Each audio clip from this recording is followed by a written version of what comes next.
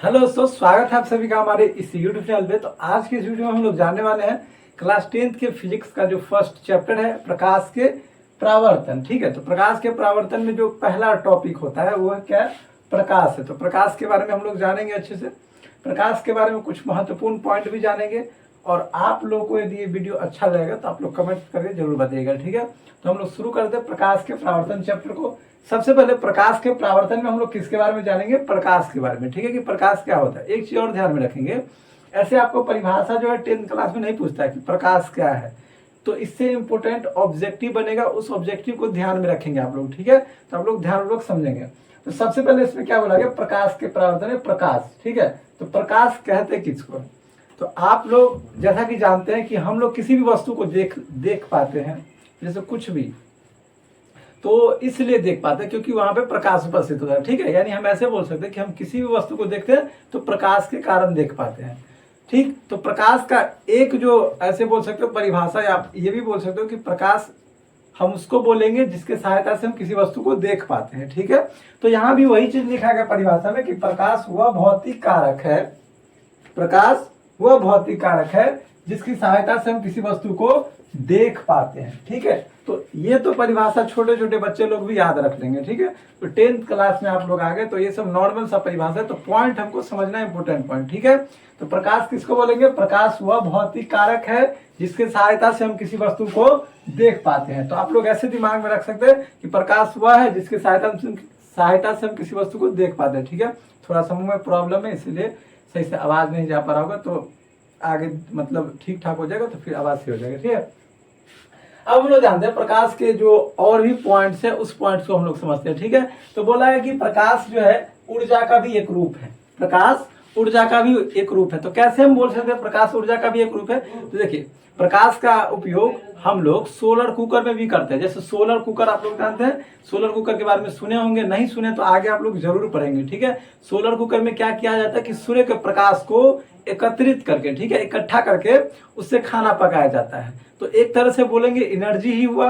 तो ऊर्जा का भी एक क्या है? रूप है। क्या? तो प्रकाश। तो हम ऐसे बोल सकते हैं कि प्रकाश, तो प्रकाश के सहायता से हम किसी वस्तु को देख भी पाते हैं। दूसरा कि प्रकाश ऊर्जा का रूप है, प्रकाश से हम लोग भोजन भी बना पाते हैं। और कैसे बनाते हैं? तो सोलर कुकर के प्रयोग से। ठीक है, तो ये तो हम बोल सकते हैं कि प्रकाश ऊर्जा का एक रूप है, ऐसे बता देना। दूसरा आगे क्या पॉइंट बोला गया कि प्रकाश प्रायः मतलब बोल सकते हैं हमेशा, लगभग में। ठीक है, तो प्रकाश प्रायः सीधी रेखा में गमन करती है। गमन मतलब चलती है, ऐसे जाता है। ये ऑब्जेक्टिव में आपको पूछा है बिहार बोर्ड 10th क्लास में, तो बहुत इंपॉर्टेंट ये ऑब्जेक्टिव में पूछा है। ठीक है, प्रकाश प्रायः सीधी रेखा में गमन करती है। तो प्रकाश कैसे गमन करती है? सीधी रेखा में। ये चीज याद रखेंगे। ठीक है, प्रकाश कैसे गमन करती है, कैसे चलता है? तो सीधी रेखा में। अगला पॉइंट क्या बताएगा कि प्रकाश का वेग सबसे अधिक, मतलब प्रकाश की गति सबसे अधिक कहाँ होता है, प्रकाश सबसे स्पीड में कहाँ जाता है। ठीक है, तो बोला गया प्रकाश का जो सबसे अधिक वेग होता है वो होता कितना है? तो 3 × 10⁸ मीटर पर सेकंड, यानी 3 लाख किलोमीटर पर सेकंड। एक सेकंड में 3 लाख किलोमीटर प्रकाश का गति होता है। ठीक है, कहाँ होता है ये? तो निर्वात में। तो आप लोग को यहाँ से बहुत इंपॉर्टेंट ऑब्जेक्टिव मिल रहा है कि प्रकाश का वेग सबसे अधिक कहाँ होगा? निर्वात में। कई बार एग्जाम में पूछा गया। ठीक है, प्रकाश का जो अगला पॉइंट है उस पॉइंट पे चलते हैं। अगला पॉइंट प्रकाश का क्या है? तो प्रकाश पुंज है। ठीक है, और ये इंपॉर्टेंट टॉपिक है सब्जेक्टिव क्वेश्चन के लिए, इसमें से 1 नंबर का ऑब्जेक्टिव भी आता है।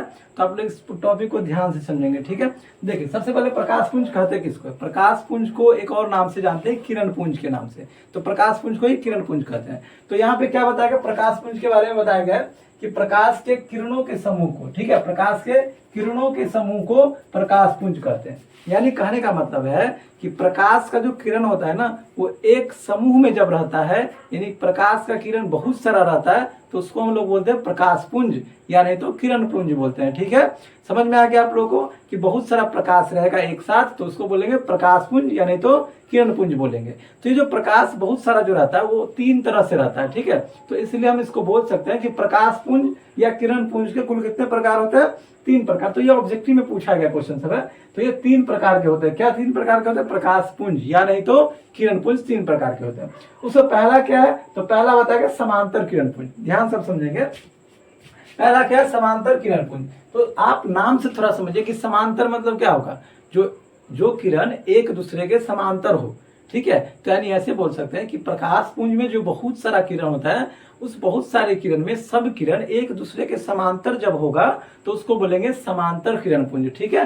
तो यहाँ पे वही परिभाषा बोला गया कि जिस प्रकाश पुंज की सभी किरणें समांतर होती है उसे समांतर प्रकाश पुंज कहते हैं, यानी तो समांतर किरण पुंज कहते हैं। समझ में आप लोगों को आया कि जब प्रकाश बहुत सारा समूह, प्रकाश का बहुत सारा समूह एक दूसरे के समांतर में होगा तो उसको समांतर किरण पुंज बोलेंगे। जैसे आप इस फिगर में देख सकते हैं कि ये सब जो प्रकाश जा रहा है ये सब एक ही डायरेक्शन में, ये तो पता ही है। और दूसरा बात कि ये सब समांतर है, एक दूसरे के समांतर है। तो बहुत सारा प्रकाश है इसलिए प्रकाश पुंज हो गया, और एक दूसरे के समांतर इसलिए समांतर प्रकाश पुंज यानी तो समांतर किरण पुंज हो गया। ठीक है।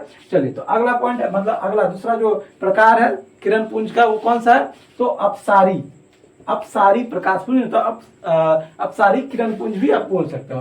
तो अपसारी किरण पुंज किसको बोलते हैं? और एक तीसरा जो है अभिसारी, ये एक दूसरे का ना विपरीत होता है, उल्टा। तो थोड़ा इसको समझना बहुत ही इजी है, थोड़ा ध्यान समझेंगे।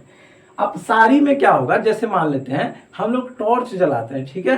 तो टॉर्च जो जलाएंगे तो उससे प्रकाश एक बिंदु से, यानी टॉर्च में एक बिंदु से एक छोटा सा जो बल्ब लगा रहता है उस बल्ब से सारा रोशनी निकल के बाहर जो है अलग अलग दिशाओं में फैल जाता है। समझ में आ रहा है?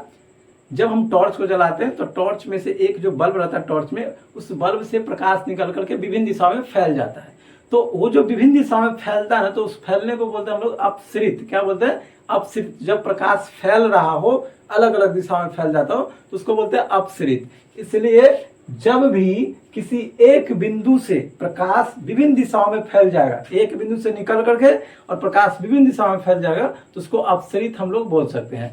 तो यहाँ बोला गया क्या कि जिस प्रकाश पुंज की सभी किरणें, प्रकाश पुंज मतलब बहुत सारा प्रकाश, और बहुत सारे प्रकाश पुंज जब एक बिंदु से निकलेगा, जैसे टॉर्च को जलाते हैं, एक बिंदु से जब निकलेगा और वो विभिन्न दिशाओं में निकलकर विभिन्न दिशाओं में फैल जाएगा, ठीक है। जैसे टॉर्च जलाएंगे तो उससे रोशनी जो आएगा तो विभिन्न दिशाओं में वो फैल जाएगा, तो उसको हम लोग क्या बोलेंगे? अपसारी प्रकाश पुंज।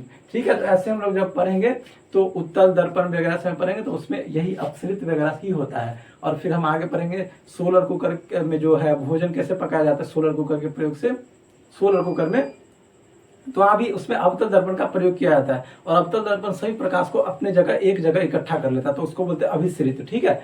तो यहाँ क्या बोले कि जब प्रकाश एक बिंदु से निकलकर और विभिन्न दिशाओं में फैल जाएगा तो उसको बोलेंगे हम लोग अपसारी प्रकाश पुंज। जैसे यहाँ देख सकते हैं कि एक बिंदु से प्रकाश निकल रहा है, ठीक है, बहुत सारा प्रकाश निकल रहा है तो उसको बोलेंगे प्रकाश पुंज। और जब ये एक बिंदु से अलग अलग दिशाओं में फैल रहा है तो उसको बोलेंगे अपसारी प्रकाश पुंज। ठीक है, अपसारी किरण पुंज। अगला तीसरा प्रकार है और लास्ट कि अभिसारी प्रकाश पुंज किसे कहते हैं? अभिसारी। तो यहाँ पे ये भी इजी है, बस उसका उल्टा कर दीजिए। अपसारी में क्या था? एक बिंदु से निकल करके विभिन्न दिशाओं में फैल रहा था। और अभिसारी में क्या होगा कि टॉर्च जल रहा है उसको बंद कर देंगे, तो टॉर्च को जो बंद करेंगे तो विभिन्न दिशाओं में जो रोशनी फैला था ना, वो विभिन्न दिशाओं से रोशनी क्या होगा? उस टॉर्च में आके बैठ जाएगा। यानी विभिन्न दिशाओं से प्रकाश का किरण एक बिंदु पे आकर के मिल जाएगा। तो विभिन्न दिशाओं से जब एक बिंदु पे आकर मिलेगा तो उसको बोलेंगे हम लोग अभिसरित, या नहीं तो उसको अभिसारी प्रकाश पुंज बोलेंगे। तो यहाँ परिभाषा आप देख सकते हैं कि जिस प्रकाश पुंज की सभी किरणें, प्रकाश पुंज मतलब बहुत सारा प्रकाश, तो जब उस सब का किरण, उस प्रकाश पुंज का सभी किरण विभिन्न दिशाओं से, विभिन्न मतलब अलग अलग दिशाओं से जो है लौट करके और एक बिंदु पर मिलती है, विभिन्न दिशाओं से आएगा और एक बिंदु पर आकर के मिल जाएगा तो उसको बोलेंगे अपसारी प्रकाश पुंज। ठीक है। जैसे हम आप लोग को ऐसे दिखाते हैं, आप लोग थोड़ा सा ऐसे, आप लोग को यहाँ मोबाइल दिख रहा होगा और देखिए अभी हम इसमें टॉर्च जलाएंगे, तो टॉर्च जो जलाएंगे, देखिए यहाँ से टॉर्च जलाए तो यहाँ से जो रोशनी निकला तो क्या हुआ? ये रोशनी एक बिंदु से निकला और विभिन्न दिशाओं में फैल गया है, तो इसको क्या हम लोग बोलेंगे? इसको बोलेंगे अपसारी। ठीक है, अपसारी प्रकाश पुंज, नहीं तो किरण पुंज। और अभी देखिए जैसे मान लेते हैं कि हम यहाँ पे इसको बंद कर, ध्यान देखेंगे, बंद कर दिए तो क्या हुआ कि ये जो विभिन्न दिशाओं में फैला था ना, ये सब एक जगह आकर के मतलब लौट करके वापस एक बिंदु पर आकर के मिल गया, नहीं इसी मोबाइल में चला गया। ठीक है। तो इसको जो बोलेंगे सभी जगह से जो लौट करके इस मोबाइल में आ गया है एक बिंदु पे, उसको बोलेंगे अभिसारी प्रकाश पुंज। समझ में आ गया? जैसे यहाँ भी दिखाया गया और अभी हम दिखाया भी है, तो यहाँ पे ये जो हो जाएगा अभिसारी प्रकाश पुंज हो जाएगा कि विभिन्न दिशाओं से प्रकाश का किरण क्या हो रहा है, इस बिंदु पर आकर के मिल रहा है, तो इसको बोलेंगे अभिसारी प्रकाश पुंज। तो इतना ही था, बहुत सिंपल था, आप लोग को अच्छे से समझ में आ गया होगा। समझ में आ गया होगा तो एक छोटा सा कमेंट कर देना, ठीक है। तब तक के लिए धन्यवाद। अब हम लोग अगले वीडियो में मिलेंगे।